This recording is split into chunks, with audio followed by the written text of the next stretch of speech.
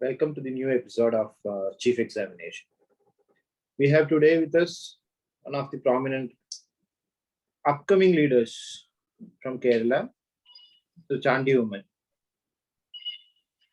Welcome, Mr. Chandi. Thank you for bringing me in. See, one reason why we are having this chat is because we do have these new regulations that have come in Lakshadweep. Numerous regulations have come in after Mr. Prabhul Patel has been brought in. He has brought in numerous regulations, including the cow slaughter banning act, etc. What is your take on these regulations? Have you gone through the provisions of the act? How do you rate? What should be the reason why it has come? I am really worried, especially after going through the Lakshadweep Development Authority provisions. I'm really worried of the situation in Lakshadweep.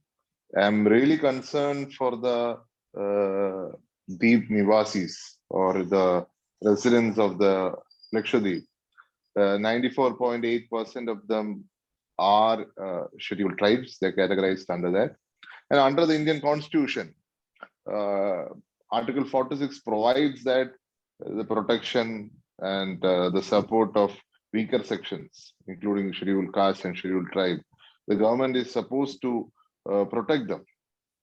But the regulations which have been brought in seems to not to protect them, but seems to deprive them of their homes, deprive them of their lands, maybe forcing them to move out of Lakshadweep. So that is a worrying concern, especially the development bill, which or the development regulations which are coming into place. It actually authoritarian in nature. Those bills, those provisions are authoritarian in nature. So that is my basic reading of that provisions or of that regulation, proposed regulation. Having said this, that the regulation is, according to you, from your perspective, it is authoritarian. Don't you think that the powers under Article 239 and 240 envisages the administrator to bring in such kind of laws, and that too when it happens to be for the development of the union territory, which is Lakshadweep? No, development of Lakshadweep means development of the inhabitants. So today, the regulations provide for the fact that they have to form development planning authorities under the administrator. Right. So this planning committees have a chairman who is a government nominee. They have to have two officers, town planning officers in it. Then 3 government experts. Then two local body experts. So this planning authority is comprised of government nominees. Only. Majority is government nominees, and other local body authority, 2 people are there. But anyways, the administrator will have the major say. So this planning authority has to provide for a zonation of the area. If they feel that a particular area is to be commercial, only commercial building can be there. For example, you are an inhabitant of Lakshadweep is staying there in this particular zone or particular area, is residing there. Suddenly, the planning authority can decide that this has become this should be used for commercial purpose. So if the resident will have to convert his home into a commercial institution, if you don't convert, you will be fined. You have to pay heavy penalty. Yes. So this is why I said this mix of authoritarian tendency, that the planning authority, which is comprised majority of the government members, they can decide to convert one plot into commercial or for any residential purpose. That is up to totally according to whims and fancies. All right. Now that you have said that numerous zoning would take place, it may affect the rights of the islanders, so to say, or rather redefine the rights of the islanders. And many a times you find that one of the main aspects of the UPA government, second UPA government, was the Right to Fair Compensation Act. Even numerous provisions of the Right to Fair Compensation Act has been taken away when a right is being taken away. That is one concern the Congress may have, including your your leader Rahul Ji's, whose pivotal act was this Right to Fair Compensation Act. Now, having said this, the provision also has, as you pointed out, the provision also has the demonstration, or rather, if you rather tend to object to the development authority, it may impose fines. That is one concern you had. It is coupled with, what is your take, that it is now coupled with the Gunda Act, which has also come into existence, the Anti-Social Activities Act, which contemplates preventive detention. Well, how do you rate this? The simultaneous coming into effect of these two acts together. I want to add one more point to what I was saying. So here they are given so much of importance for development. One fine morning, the planning authority will feel that this plot is obsolete.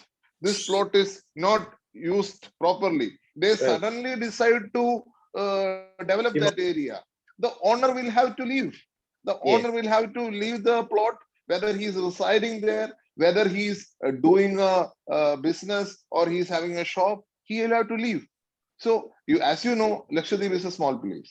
Yes. And where will these islanders go? If they lose their plot, which they are living for centuries, where will they go? Yes. That is another concern. So, in the name of development, the islanders are being forced out of their place, and there is and no compensation is given. Maybe very little bit compensation is given for what? The supposed tourism. And even running a tourism resort is not easy. The islanders themselves require almost 170 liters of water per day. So if you are running a resort, how will you get so much of water for desalination, after desalination? So these are some of the issues. In the name of development, you are throwing them out, and there are some ulterior motives to this. So coming to the other point of Gunda Act being clubbed up with this regulation which is being passed. So it is a crime-free zone. There is very less crime reported. So here, this Gunda Act is being passed in order to suppress all kinds of dissent against this bills. So anyone who protests will be put into jail, and they can be put into jail for even 1 year. The government do not have to produce them. So this all is leading to authoritarian state. I've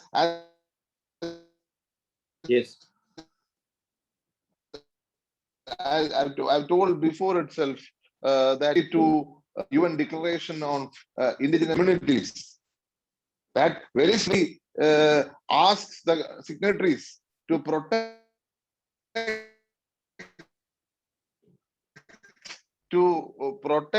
the indigenous people. The governments are urged to protect, to make for mechanisms where these indigenous people are, their surroundings, their livelihood is protected, their ways of life is protected. So again, India is signatory to this this declaration on indigenous communities. So we have to take into consideration all these aspects, because the entire world is watching. When India, which is one of the largest democracies, brings in such laws which are quite authoritarian in nature, it doesn't bode very well for our reputation, for our democratic culture. But let me ask you this: when we speak about the development and the tourism, etc., projects, etc., which are being envisaged by the central government, don't you think that the main islanders, when they get an opportunity to bring in tourism by investment, capital investments, etc., in an island like Lakshadweep, which also takes away many of the advantages. That is what the concern is of many of the islanders, the mainlanders, takes away many of the advantages of the mainlanders. Should they not be given an opportunity to develop and then reap benefit out of the opportunities which is tourism in the island? Any development should have the consent of the people also. We are a democracy. Lakshadweep might be a union territory, but still it's a democracy. It's part of India.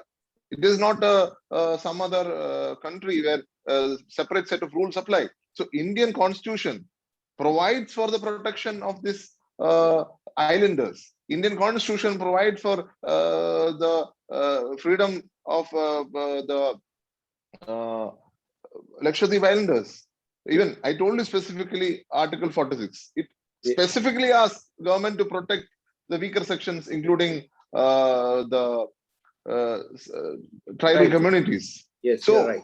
when the constitution urges the government to do that, the administrator has a Responsibility. duty to Yes. take responsibility as well as duty to take into consideration the views of Lakshadweep Islanders, the views of the MP of that place. There is a member of parliament from Lakshadweep. So that member of parliament, in consultation with the local body representatives, their views should be taken into consideration. No, development, we are not against development. Development should happen. Without development, there is no future. But development should go in such a way that environment is protected. You know, parts of Lakshadweep have sank into water. Yeah. Island, Parail number 1 has completely sank. So you have to take into account the fragile nature of Lakshadweep Island also before you bring in large-scale tourism. And that tourism, is it viable? Is it economically viable? Is it environmentally viable? That all should be, that study should be done first. After the study is done, taking into consideration all the parties in the question, we can arrive at a decision. Maybe he might have published his rules for knowing the views, but once you know the views also, take into consideration if the majority doesn't want such a change, why should you push it through? Why should you impose these rules, including a lot of regulations which has been brought in, including the Gunda Act? It doesn't bode well of very well of a democracy, the kind of action. Yes.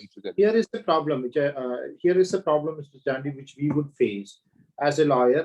You are also a lawyer. You know how the law works. Now that there is no legislative assembly so far as Lakshadweep is concerned, and we are speaking about democracy. It's a union territory. The only representative which they have elected to a legislative structure or institution is the member of the parliament. The administrator acts on behalf of the president. How do you think the voice of the majority, who are the islanders, will reach the central government? How do you think, now that you only have one MP from the union territory, how do you think the voice of the en masse majority would reach the central government? The president, who is supposed to act on behalf of the, or rather advice of the central government, is how is that you think the administrator, who is acting on behalf of the president, is to get the better advice from the central government? Usually the administrator of Lakshadweep is a IAS officer, joint secretary rank IAS officer. But this government has appointed a politician. So a politician who was a MLA, who was a minister, who has been an administrator in Daman and Diu, Dadra Nagar Haveli. He has been in charge of these places also. So just being very candid on this, but this is not prevented by any provision of law. Let us be very fair on that as well. No, I'm not saying that. So I'm only coming to the point that he is not a civil servant. He is a politician. So he lived among people. He got elected protected from the people. So it is quite natural when the people of the area in which he is the administrator puts up a view. He should be able to catch it. He should be able to understand it. We have our member of parliament. I agree. Member of parliament in Delhi is there. You have got panchayats also, but administrator here, I think government has given a charge to a politician because they think he can understand the people's view. So he should be naturally able to understand the people's view. As a politician, he should consider their views because his decisions have got multifaceted implications. So those implications should be considered before taking a decision. So here, entire India is in protest. Entire India, Kerala, major politicians, major leaders, major film actors, all have come in protest to protect the way Lakshadweep Islanders live. So this protest will continue, and people's voice should be heard. Their views should be accommodated. Environment should be protected. Then only we can bring in development. In the context of development, they say building a house, building a new construction, quarrying, mining, cutting up a hill, all are coming under the definitions of development. So, also they are planning airports, track, maybe tramways, all major national highways. So maybe ring roads, all these are being maybe planned, but they should take into consideration the views of the islanders. They should protect the islanders' way of life, and they should not send these people out of their habitat just like that without any compensation. Without then our democracy will lose its meaning. Right, I understand. But then the question which creeps into one's mind is this: in the name of the inhabitant species, or rather habitat for the inhabitants there, if you are not letting the island to be self-sufficient by virtue of the numerous schools, maybe the hospitals, maybe the capitalist opportunities which would come into the island, are you not really not letting the islanders to be one among the or rather develop as good as a mainlander? Am I okay? Sorry. See, in Hello. the by saying that the islanders should be given, or rather their habitat should be maintained, are we not letting development to be kept away from the main island, the Lakshadweep Islands, is what I'm asking.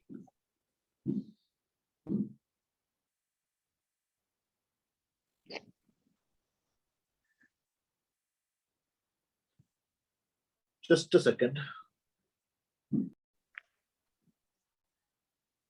Now, are the name of the island habitat being rather kept intact? Are we not really giving away an opportunity for the islanders to develop themselves? Is what I'm asking. No. My point is, I'm again stressing the point. I'm not against development. Development should happen. Yeah. Development should be in such a way that it is in accordance with the wishes of people also. Right. And their views should be taken into consideration. It should not be one in which an iron hand is bringing the development. That is the only thing we are against. All right. We are not against development, but development should happen where taking into consideration all the features of Lakshadweep, taking into consideration environment, taking into consideration the views of the people, taking into consideration of the fact that some of the islands have completely submerged in water. So then also economically, how viable is this large projects? That is another question again, and that you have to bring in major resources from the mainland, from Kerala or neighboring states. You should now. What has administrator done? Administrators banned some of the activities. Dairy farming, he is saying you should not do it. You bring it from Gujarat. It is what So I want. That is what I wanted to ask you now. Now there is these this. are yeah. All right. This is this cow slaughtering banning act, which has come into existence. It is one of the policies of the what we call a cow state. Yes. It's very fair to them when we call it a cow state. Lakshadweep or Kerala has never been a cow state at all. Therefore, banning it at this point of time, entering into other people's dining room. How good is the policy making? How can we say that this is a good policy making? No, BJP itself doesn't support this policy in Northeast. BJP Yes, themselves doesn't support this policy in Northeast. BJP's Malappuram district president during the by-election said he will sell the best one. If you remember those words. So yes. the BJP itself doesn't agree with such a viewpoint. So I think the islanders, their lifestyle or anyone's lifestyle with regard to food or other matter, the state should not intervene. It should be left to them. Also, you are not allowing dairy farming. That's true. In islands. You just want to bring in goods from Gujarat. That is, how can we accept it? All right. Now, let me ask you about the implementation of the new Gram Panchayat Regulation Act as well. That has brought in tremendous changes, including the disqualification of the members who are sought to be elected. Why do you think that this needs to be rather objected to? One of the disqualifications being the number of children who are supposed to be there. If it is more than two children, then you are subsequently being disqualified. Why do you think these kind of this is a? I think this is with a positive note that this regulation has come. Why do you think, as members of the Nationalist Party, people like you should be objecting to this kind of legislations?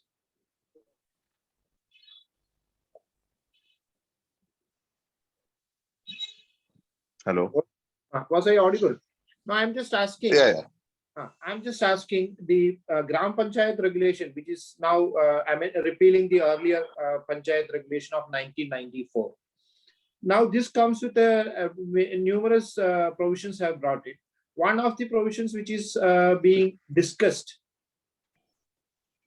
is the disqualification brought to a member who has more than 3 children. That would be a disqualification to contest. Is it not a progressive legislation? Why should a nationalist party like Congress object to such kind of legislations? I'm asking. I can't claim it to be a progressive one. Again, we can have family planning. We can have all kinds of decisions with regard to, we can promote the course of family planning. But within a democracy, fixing the number of children for contesting an election, I don't think is very democratic in nature. So I think we can promote these ideas. We can call for this ideas propagation, but based on the number of progeny you have, allowing some person to stand for election, maybe it's not very, maybe a very good idea. I think so. All right. Now let me ask you this: being a nationalist national party, how do you propose to raise the, or rather bring into foray the people's voices in Lakshadweep, in a small island like Lakshadweep? How do you want this to be brought into the forefront so far as nationalist Kerala Students Union was the first organization, that is KSU of Congress Party, was the first organization which took up the cause of the Lakshadweep Islanders. And all our leaders rallied in our support, especially our leader Rahul Gandhi has come in support of the cause of the Lakshadweep Islanders. And to be fair, all the major organizations in Kerala, including the ruling party, including the chief minister, has rallied around for the cause of the Lakshadweep Islanders. Their cause is just, and we will continue to raise it. Our party will continue to raise it so that we have to protect Lakshadweep. We have to protect their ways of life. We have to protect all their lifestyles, because that is the way out. Because today the development is supposed to come in every part of Lakshadweep without taking into consideration the views of the islanders, by forcing them out of their homes, That is to where go out of their. that is where I understand that the party is making sure that their voice is being heard. But what is the forum? What is the forum where you want the voice to be heard? Which is the forum you have? Because the administrator is not going to listen to your voice at all. You say he is a politician, he is only obliged to his party members, is what we say. And the president, you do not have a forum by which you can reach out to the president as well. And there is only one parliament member for the Lakshadweep Islanders. So far as we are concerned, there are numerous parliament members for the Congress party, but it so happened that the parliament is not in session at this point of time as well.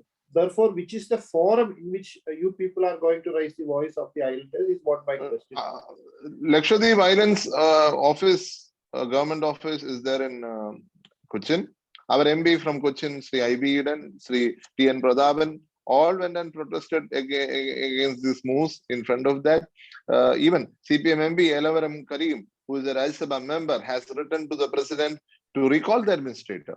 So our we as a people stand together, and we as a people will raise the voice, and our MPs will raise their voice in the parliament, will write to the authorities concerned, will write to the prime minister, will write to the president of India, will organize our mode of protest in the social media, so that the entire country should be aware that all of us are equal, irrespective of what caste, creed, religion, race we belong to. We are all Indians. India is number one for us. As an Indian, every Indian's liberty should be protected. Every Indian's right to live, right to life should be protected. Every Indian's way of living should be protected. His democratic right should be protected. His ability to stay anywhere in the country should be protected. Okay, so in the name of development, we should not stop that.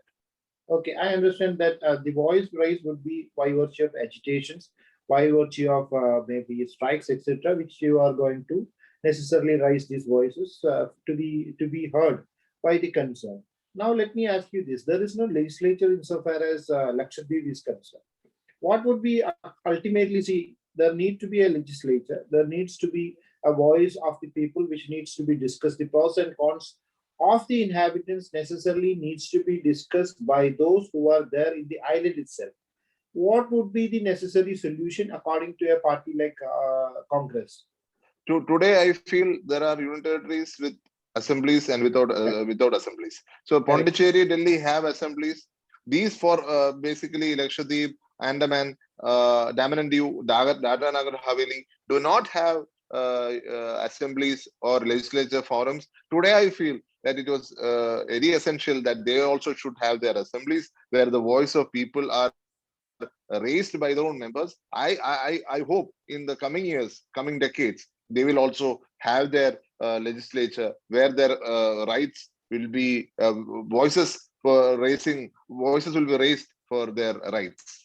That's a good point. Hopefully, it may come soon, and there would be an amendment to Article 240. Is what also I also feel.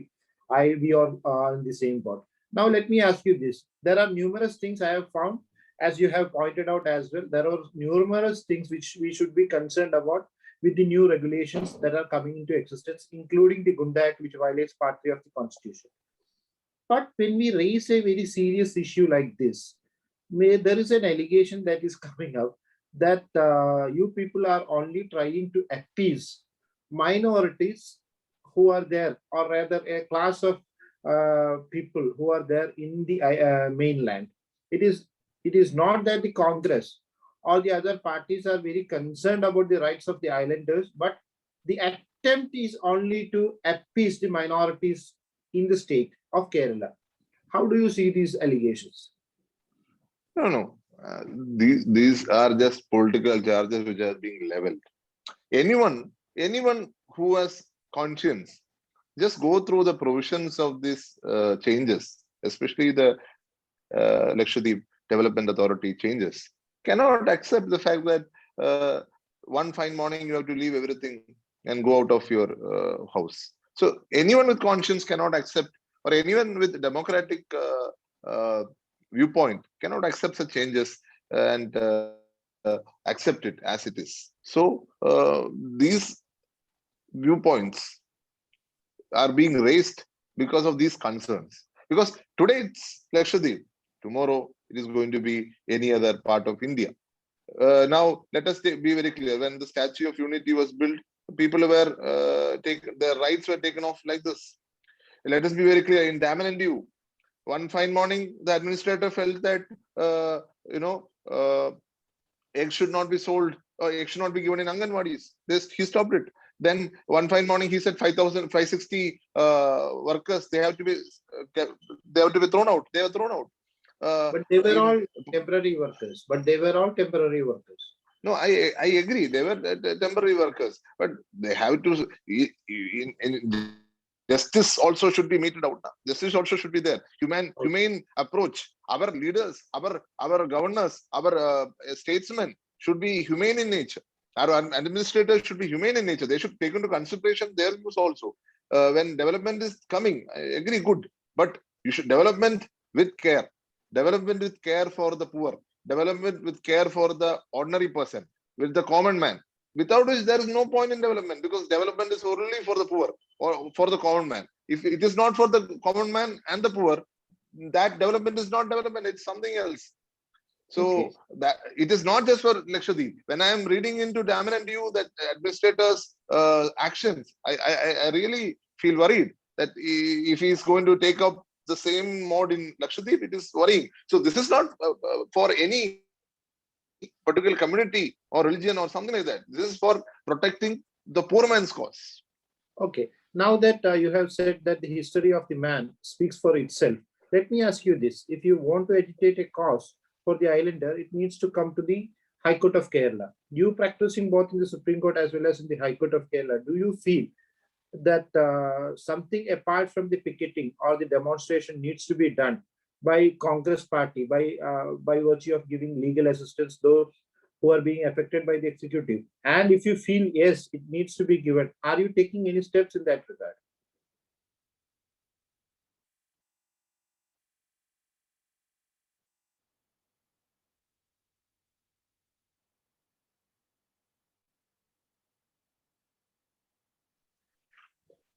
I'm asking you this. Yeah. Okay, Kama.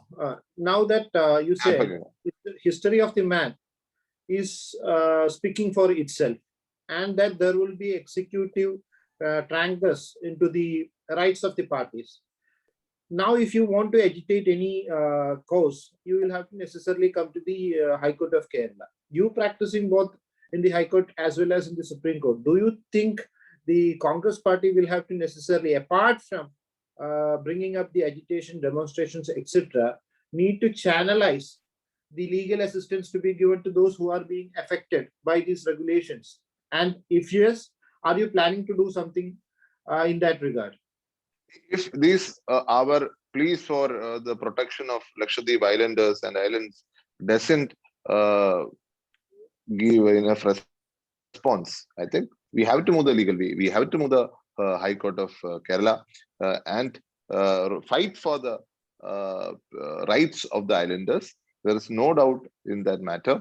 With regard to this, already someone has moved for preventing the transfer of the assistant public prosecutors, which High Court has involved and High Court has stated. So for the rest of the issues also, we will have to move, because ultimate guardian of our constitutional rights are the courts. So High Court, I hope, will protect if the government doesn't interfere. Because as I understand, if you go for a demonstrations, you will be booked under the Gunda Act. And for the Gunda Act to be rather nullified, you will have to necessarily move the habeas corpus petitions.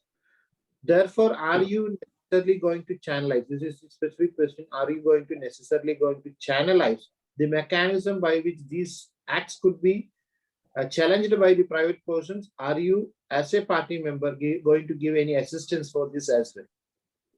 Surely, I will be providing all help if the need arises. So I hope good sense prevails this government, and they will prevent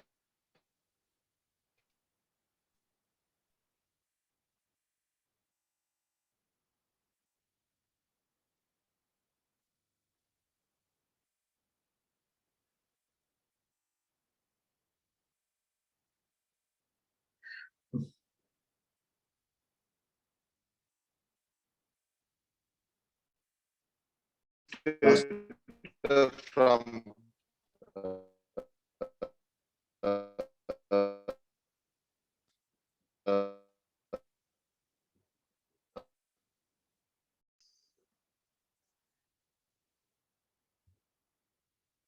so I hope that good sense prevails this government and prevent the administrator from taking any such rash decisions which affects Lakshadweep or its inhabitants.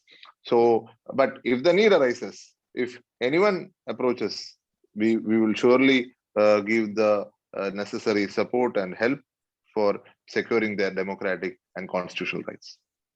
I hope the hops of Mr. Chandi may bring in new light and that the administrator is not going to be a draconian so far as at least our constitution is concerned.